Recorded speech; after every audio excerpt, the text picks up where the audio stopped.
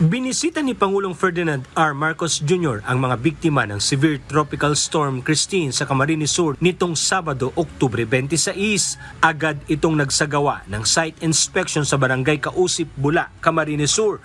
Pagkatapos nito, agad naman nitong tinungo ang Naga City Hall na siyang naging pansamantalang evacuation center ng ilang mga residente.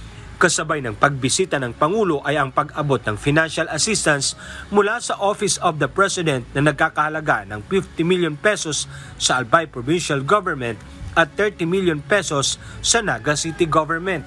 Sa kanyang pagbisita sa lalawigan, tiniyak ni Pangulong Marcos na patuloy ang paghahatid ng pamahalaan ng tulong para sa pagbangon ng mga apektadong lugar mula sa kalamidad. Nais ding matiyak ng punong ehekutibo sa kanyang pagbisita na nasa mabuting kalagayan ang mga evacuee matapos na lumubog sa baha ang kanilang mga bahay. Kasabay ng pagdalaw ng Pangulo, inumpisa na rin ang pamamahagi ng cash assistance sa tulong ng Department of Social Welfare and Development o DSWD. Bukod pa ang pamamahagi ng family food packs na nasa 56.5 million na halaga para sa buong Bicol Region.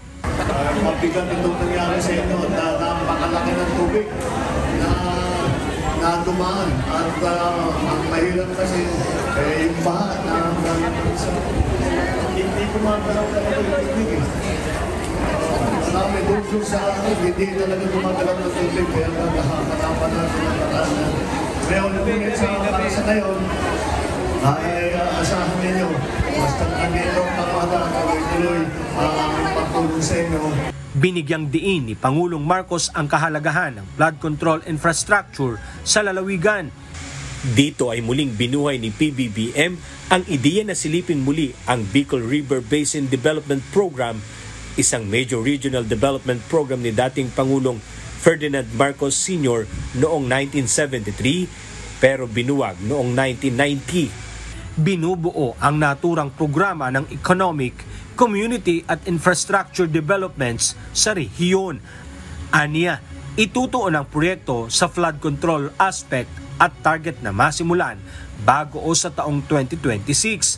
Ayon kay Department of Public Works and Highways Secretary Manuel Bunoan, ang Bicol River Basic Flood Control Project ay updated na nitong Hulyo at ang Korean Exim Bank ay handa umanong pumondo nito.